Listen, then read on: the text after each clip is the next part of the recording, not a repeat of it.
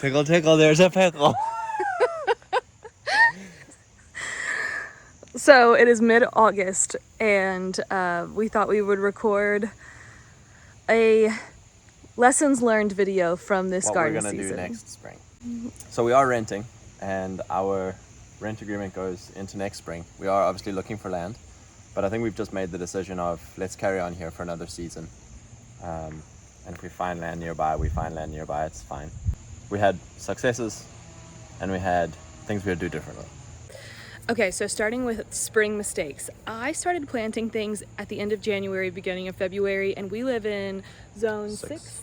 And so I thought that by getting a head start, our things would grow faster sooner, and I don't regret doing it because we learned a lot from it. One, it was really hard to maintain the number of plants that I planted so early. So by the time May came, I was so focused on keeping all of these other plants alive and getting them planted and in the garden that I kind of missed the plants that you would seed in May, like cucumbers, the ones that you can direct sow. So I put cucumbers in way too late, zucchinis way too late. There's also a lot of effort taking trays of seedling outside onto the deck to get sun, watering them all, bringing them back in.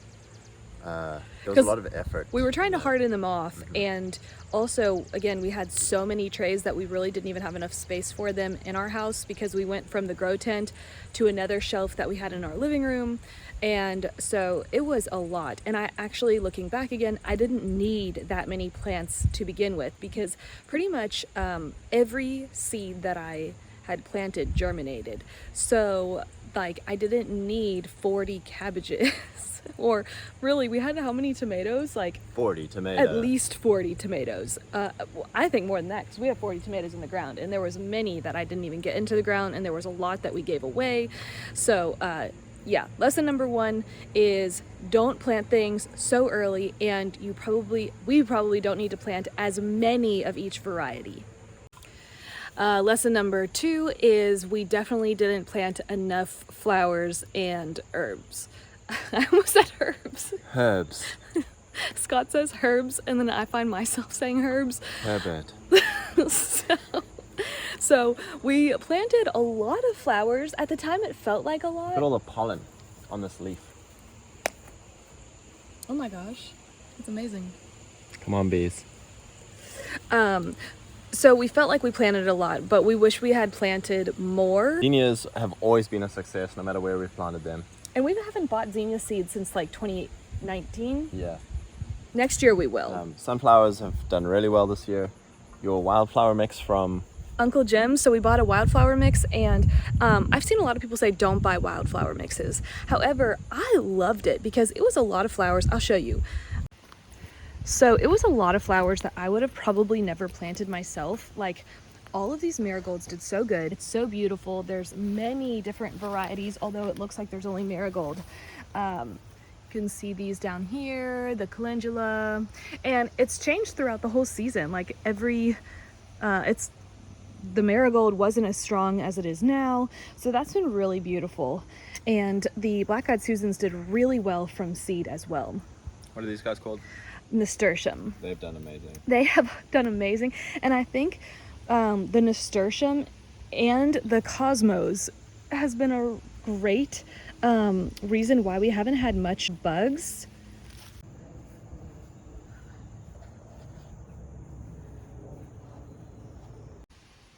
So something I'm not going to do, this whole rainwater harvesting thing has been a problem because of these little buggers. So I'm having to, after every rain, we just had a rain yesterday, after every rain I'm having to dump this out. So we were thinking either getting a goldfish or just doing away with our rain system, because unfortunately the rain has been so sporadic here that we've resorted to using the hose to water our garden, just because, you know, we don't have enough rainwater collection to make it that we can last, you know, the week or 2 weeks sometimes between rains. So we'll figure that out. These were so cute. These are teddy bear sunflowers. I think they're supposed to get much bigger, but this soil wasn't great because we added this box at the last minute and just added any of the soil we could find. So I feel like everything in these two boxes have kind of been a little bit more slow growing, but they're still beautiful. And then our herbs over here. So a lot of these herbs are perennials, which is why I didn't put them in the ground because we're renting and I want to be able to move them if we should move next year. So they've done well. We've had to water them pretty much every day because they dry out so fast in the pots, and we've gotten many harvests from them. We've been cutting them and hanging them and using them every day, so that's been a good success. When winter comes, we'll put them in the garage and hope that they come back next spring. Another thing we'll do differently is our garlics. Do you want to go show your garlics that are hanging, or? Yeah, let's do it. So we've got our garlic hanging in the garage, some over there, some over here. This entire basket and this one. So I made the mistake and I didn't harvest them soon enough. So they started, I'll show you, growing other bulbs outside of it, which I didn't even know was a thing. So next year I will, one, pull them sooner, and two, we said we would put them in. So this year you can see, because there's still some that aren't ready, I just lined the beds with them, which I think again protected from bugs, but it was very hard to maintain. It just looked a bit messy, and sometimes you would step on them, and so I think we would just do a solid bed, just chock it full, because we saw the one our butcher who we got our beef from, he just had a bed absolutely packed. We'll go ahead and do that this fall. So we'll sow it all. We didn't have this bed ready last fall, but this November we'll go ahead and plant all the garlics. So with these guys that did break, because they won't store well with these extra ones, I'm gonna take them all apart, all the cloves, and pickle them. So we'll have pickled garlic, which is very good for you. So we did 3 different ways of planting tomatoes. We really like this pole and string idea. So Scott had the idea of getting the conduit pipe. We bought this pipe for our hoop house thing, and when we were trying to figure out a way to string up our tomatoes, wood prices are obviously through the roof, so we didn't want to buy any wood, and we already had some conduit pipes, so we just thought. And we're also very simple people. I'm not a Delta. My handyman skills are on the lower end. I don't know, I'd say this is pretty good. So they range from like $3 to $5 a pipe, and you just put them in the ground. We put the fittings on it. They didn't fit super great, so Scott used electrical tape to just make sure the poles stay attached to the vertical poles, and then I tied string at the top. Just tie string at the top, and you want to make sure you have twine that's kind of rough. I started with the smooth stuff, and that didn't work out very well. So the hairs of the tomato need to like grab onto the twine, whereas the very smooth stuff, it wasn't going very well. So I switched it all over to this rough twine, and then tied it at the very bottom of the tomato, and then as it grew I just kept on wrapping it. So this is definitely a lot more work. These are indeterminate tomatoes, so you have to come out quite often. But one thing I will say is doing this, it actually helped me prune it. So everywhere where there was like a sucker, it was very easy to prune because it was easy to see. And the other reason why we did this was because we don't have a whole lot of garden space, and we want to use every piece possible.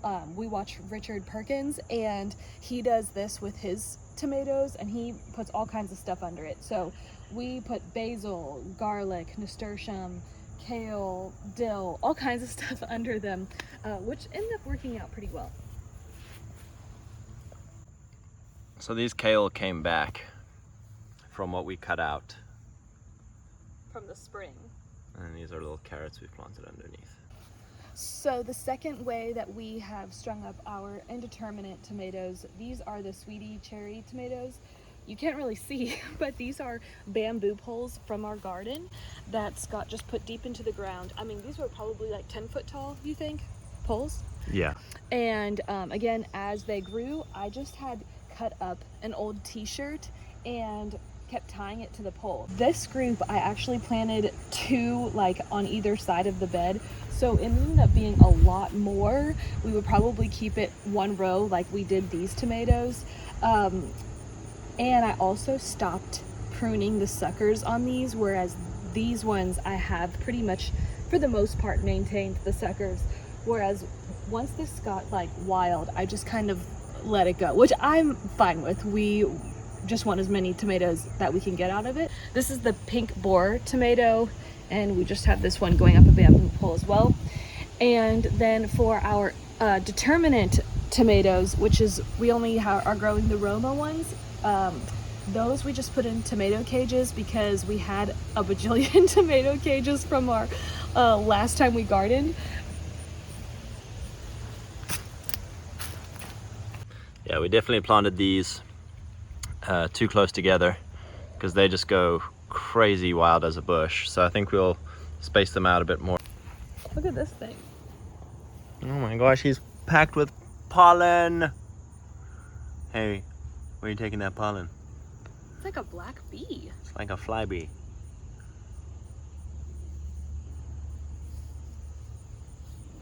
This year I planted so many Brandywine tomatoes, and they're nice. They taste really good. You'll see we don't have many red ones on our vine this morning because we went out early this morning and picked them all off because we're busy trying to can things. But way too many Brandywine, and just the big tomato varieties, we realize we don't need that many for ourselves. We prefer the Romas or the paste tomatoes because those are the tomatoes that we use for salsa, for tomato sauce, because there's less water content in them. So next year we will definitely do more of the Roma and paste varieties and less of the big varieties. So that was a lesson learned. Okay, so the fennel, I only got 4 from the seeds that I planted, but they have done so amazing. They are huge. Like, this one is giant, and I've been waiting to cut them because I've been cutting the leaves and saving those for tea for the winter. Oh wow, look at that, starting to seed. So that's exciting. We will save the fennel seeds because those are also so good for you. If you have like a sore throat or a cough, fennel is so good for you. So I'm going to pickle the fennel, but I'm waiting until it goes to seed before I harvest it. So next year we'll grow more fennel. So I also planted the onions, just like the garlic, along the side of the bed, which they ended up getting suffocated by the cabbages when we had all of our big cabbages in here before we harvested them. So next year I will do like I did over here, which is just planting them. You can't see it because I planted a gooseberry amongst the onions. That's another thing. I ended up running out of space, so we were just planting things anywhere and everywhere. So I planted a gooseberry amongst my onions, which is just hilarious. But I will use that method I've seen from other people where you put like a muffin tin thing down into the soil and then you plant it where the imprint of the muffin tin is. So then it's spaced out nicely. My other onions they're actually, again, all over the place because I didn't plan well for the onions. They're over here. We have our potatoes over here. So I had started sprouting potatoes in February in our kitchen and then lost control of them. They ended up dying, and our potatoes have been kind of wild. So we ended up planting them pretty late into the season, and I mixed the russet and the sweet potatoes all in here. So I don't know if that's a good thing or a bad thing. We shall see. I think next year we'll do the potatoes in one of those boxes like that, so that way it's easier to mound. In our rows, it was very difficult to keep adding soil to it because of just the way that our garden is. So I think I'd prefer to put the potatoes in a raised bed. Also, from just a personal perspective, we've just been changing the ways that we eat this year. So we've been learning a lot from the Wise Traditions podcast and just learning what our ancestors ate and how they ate. And this is all very new to me. So I realized that next year I want to focus on different foods, like the foods that we mainly eat. So we were kind of all over the place with what we grew this year. Whereas next year I want to be very intentional with planting as much food as possible that we eat the most of, which seems like common sense. But when you're like in the gardening phase at the beginning of the year and looking at all the seeds, I feel like you just we just were like, let's buy everything, let's try it all. And then you realize that you have limited amount of garden space, and that's when things get chaotic. So next year I'll really focus on the things that I really want. So onions, potatoes, carrots, beets, cabbages, and Roma or paste tomatoes. Those are like, as far as vegetables go, I want a lot of those. And secondly, herbs. So I sacrificed a lot of space in our garden. I had so many herb seeds that I didn't even get to planting this year, because as we started putting things in the ground, I quickly realized we were not going to have room for them. So our chamomile has done amazing this year, but it's just been a tiny small piece of our garden. So I wanted like actually give rows and a lot of space for things like chamomile, marshmallow, nettle, burdock. Our burdock we do have growing over there because it's a perennial and we don't want it to like go crazy taking over. So we put it in a more discreet area of the property. But yeah, I just want to be very intentional with the things that I grow. Like some things that I definitely won't grow again is cauliflower. We ended up pulling that out because the worms were all over it, and we don't even really like cauliflower, so took that out. And radishes, I grew so many that I didn't even know what to do with, so a lot of them ended up going to seed, which actually was really beautiful. The radish flowers were gorgeous, but I kind of felt like I was wasting them, and I didn't realize you could pickle radishes. So if we do plant them, we will pickle them next time. We don't really love the taste of fresh radishes, which I always think that I do, but you can only eat a few at a time. At least I can. Mustard was another thing I grew so much of, and I realized we don't really eat that much mustard.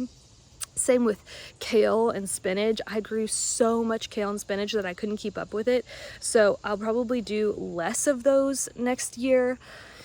And then we'll actually have space, because I went crazy with all of the cold weather plants, I felt like I didn't have enough space in the garden for other things, and I felt bad pulling out the kale and the spinach when they weren't yet dead to plant the summer things. Like I said, the cucumbers and the zucchini, I sacrificed planting those because I didn't want to remove the greens that I had planted from the spring. Another thing that I'll make sure I grow a lot more of is calendula. I wish that I had grown more of it because it's so easy to grow. So and cucumbers. We will definitely grow a lot more cucumbers next year, so that way I want to grow like the ones that are small so I can have a lot of pickles. We've gone to the farmer's market and I can't find those small cucumbers from anyone who grows organically. Okay, and then lastly is this area, cosmos and the spider plant. They just came up on their own, and same with that morning glory over there, which is so fun because I didn't plant morning glories this year for the first time, and it ended up coming up on its own. So this giant thing is one tomato plant.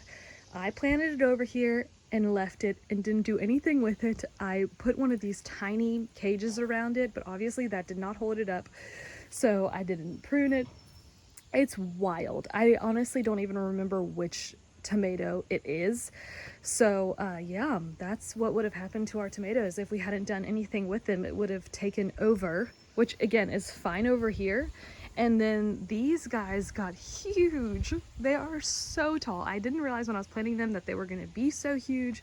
So the celosia is beautiful. And then this is amaranth, like the flowering kind. And that's really pretty. But next year I think I will move it over that way. So Scott went ahead and mulched this back area.